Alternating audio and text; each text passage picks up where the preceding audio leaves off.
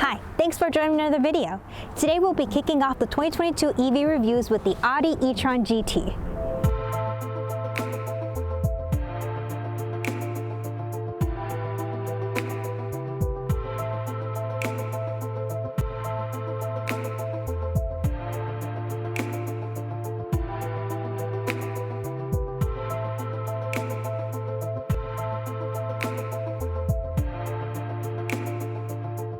As a kid, I've always wanted to own a brand new Audi. I think their sporty style always drew my attention. Now that they have continued to add more to their electric lineup, I am curious how their newest edition will live up to my expectations. The e-tron family of cars has been out for a few years in an SUV and crossover form factor, but the new GT model brings it to the sedan space. Audi's goal is to achieve a 30% electrified model portfolio by 2025. This is the 2022 Audi e-tron GT Quattro Prestige. That's quite a mouthful. This EV not only comes with the fancy name, but some fancy package options as well. This particular car is outfitted with the leather interior package in the RS Red and has the Daytona Gray Pearl paint. This car also is equipped with the performance package, which brings in a bunch of neat features. With this, you get 20-inch wheels, though the owner opted to upgrade to the 21-inch ones. You also get an all-wheel drive powertrain, which is also capable of four-wheel steering. Additionally, it comes with the high-gloss black grille and matte carbon Atlas inlays. You also get the Matrix Design LED headlights. Audi does sell an additional driver assistance package, which gives you adaptive cruise, lane assist, and traffic jam assist. With the Prestige, it comes with heated rear seats, a heads-up display, and interior ambient lighting. With all of these packages added up, this particular car costs $123,240. That's quite a high price. Moving on to some performance specs. The e-tron GT does 0 to 60 in 3.9 seconds. However, if you wanted to do that a little quicker, the RS trim does 0 to 60 in 3.1 seconds. That puts the acceleration in line with the Audi R8. The car has a top speed of 152 miles per hour, so there's no lack of performance here. This car does have something that's pretty rare for an EV, a transmission. Most EVs forgo this as it's not needed. Really, only performance EVs have them added. Typically, a single gear reduction is enough, but here we have a 2-speed transmission. This car has a heat pump, so it helps with efficiency in cold weather. On board, you have a 93 kilowatt-hour battery pack, which is able to get you an EPA estimated 238 miles of range. Those two numbers combined does put this car on the inefficient side, getting only 82 miles per gallon equivalent. This isn't terribly surprising since the e-tron SUV wasn't very fuel efficient either. With EVs, efficiency is king, so I would have liked to have seen some higher numbers for the Audi lineup. The e-tron GT also is able to quick charge and has a peak of 270 kilowatts, but I'll talk about charging a little later in the video. In my opinion, this is a stylish vehicle. It has a sporty look and at the same time it's refined. It has sharp edges and a dark low white grille. Added to the aesthetics and performance is the wide stance and active rear spoiler. It also has a panoramic glass roof. To pop the trunk, just press on the button that's here on the side of the door. And this is pretty convenient because you don't have to go all the way inside of the car to open it. Conveniently, there is also some extra space for you in the front trunk with 3 cubic feet of space.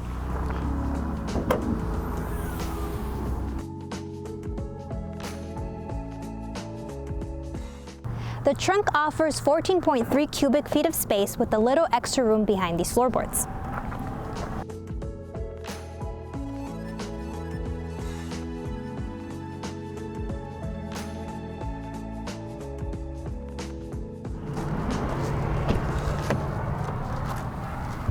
All right, let's take it for a spin.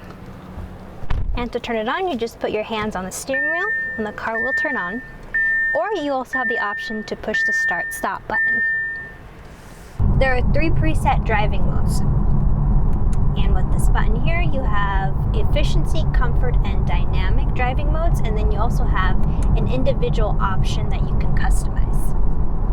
The drive is really nice. I am very comfortable in these seats. It even has a massaging setting on the front 2 seats, and that's just perfect, especially if you're going on long trips. One thing I'm noticing is the heads-up display, and because I'm a little bit short and I think the seat is the highest it can go, I can only see what the speed limit is. I can't actually see how fast I'm going. I actually have to tilt my head up just a little to look at it. I still think that's amazing because you could look at that and keep your eyes on the road. So this car is pretty loud, and what I mean by that is it has speakers on the outside and on the inside that emit noise. For the outside is for pedestrians to hear when you're driving nearby, and on the inside is to give you more of a feedback as a driver. And when you're driving at low speeds, let's see if you can hear that.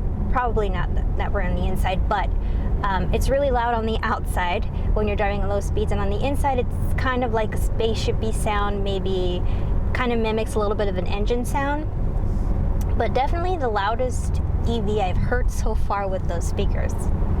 This car is very quick, and it's sitting pretty low to the ground. As I'm driving down this mountain on these curvy roads, it drives very well. We are basically glued to the ground, and it's a very balanced drive. It feels great. Right now I have it in the lowest regen setting, so I'm going to let off the accelerator to see what happens. And of course nothing happens, we're just coasting. And I'm going to set it to the max regen level. And I'm going to let off the accelerator again. And there is a little bit of difference. It does slow down a little bit quicker, but it's not one pedal driving. As I'm driving, the regenerative braking feels very weak, but there's a reason for that. Audi doesn't refer to it as regen in their manual. They call it recuperation. But more importantly, this functions the way a gas car does, which is kind of weird. On paper, this is probably the car with the most impressive specs around regenerative braking. Its max regen is 265 kilowatts. Without any context, that doesn't mean anything, but that's a high number.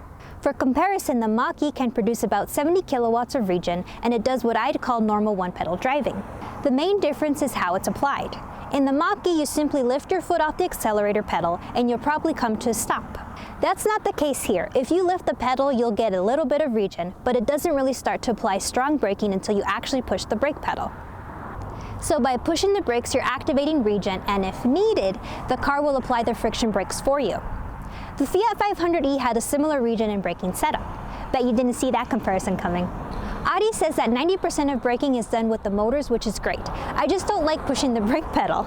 I get what they're going for here. Porsche did the same thing with the Taycan. It's to preserve the driving feel, and it all comes down to heritage. I think it'd be better if they made it drive like an EV. Okay, let's try 0 to 60. Here we go.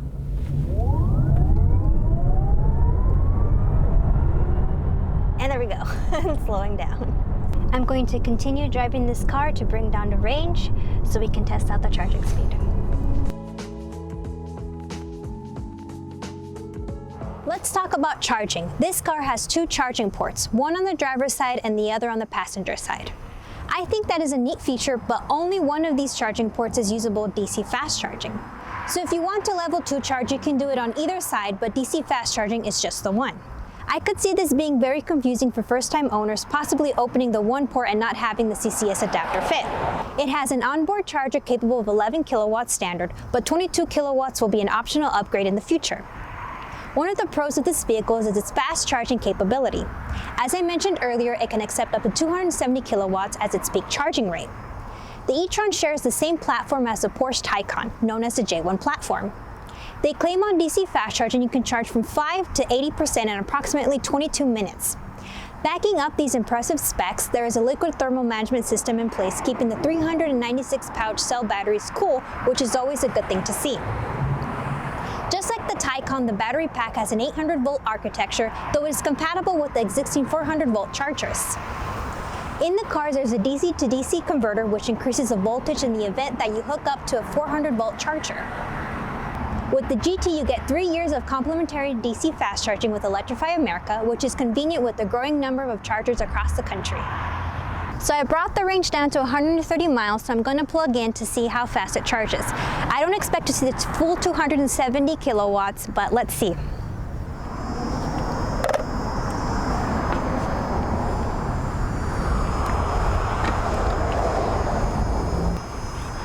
I had to twist it. So our charging speed is at 150 kilowatts, which isn't bad for being at 50% charge. Also, these ones are up to 350 kilowatts. Let's take a look at the interior. Again, this car has the Prestige package and full leather interior package, so many of these features will not be included in the base model. The seats are 14-way power adjustable and heated. Even the rear seats are heated. If you're driving for a long time, try the massaging front seats. And you just turn them on by pushing on this round circular button that's on the side. And you could do a back massage, a shoulder massage, and you could increase the intensity or lower it. This feels really nice. These seats are pretty elegant. You can also get the leather-free interior with some recycled materials instead. The steering wheel has a flat bottom and is heated, which is a nice feature for colder climates. There is ambient lighting throughout the cabin. It really sets a nice mood. Very nice trim all around the doors and dash. Really, the entire interior is all very detailed. The back seats are also very comfortable. However, there is a little less room. Here, the front seat is pushed all the way forward, so you have room for your legs. For this seat, this one's pushed back and you have less room for your legs there. You can see there's minimal space. If you are taller than me, which you probably are, the top is sloped, so your head would probably hit the top of the glass. And this car does have heated back seats, so you can control the heat settings here, and you could also control your air conditioning. The back seats fold down, so if you're carrying something large, you have a little bit more space. Inside there's a 10.1-inch touchscreen, and there's also buttons, so it seems a little busy. And also here on the steering wheel, there's some functionality that you can control with these buttons on the sides. You can control your music with this little wheel in the center. Just scroll to the left and right to adjust your volume, left and right to skip music, and then tap to pause. You know what that reminds me of? The iPod click wheel. Remember one of these? Well, now you have it in your Audi. There is a Wi-Fi hotspot available and navigation with the Audi e-tron route planner. So let's try a route.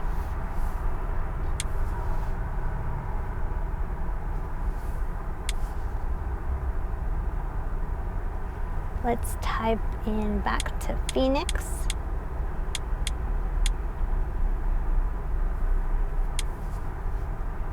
Let's see what our route will be. Yes, with charging stops. Start. The route is being calculated. Okay. All right, so we have a list of our chargers that we need to stop at. Our first one, we need to stop for 32, and the next one for 23 minutes, and then we'll arrive to our final destination in Phoenix. So as I mentioned earlier while I was driving, this car is pretty loud. So when you put it in drive, it emits this rumbling noise.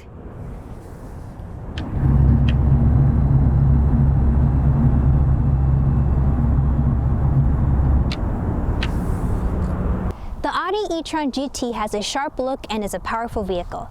It has detailed interior designs and quick charging. Comparing it to other luxury sedans like the Tesla Model S, Porsche Taycan, and the Lucid Air, the e-tron GT does have some competition with range and efficiency, as the Model S and Lucid Air are close to double the range due to their better EPA ratings.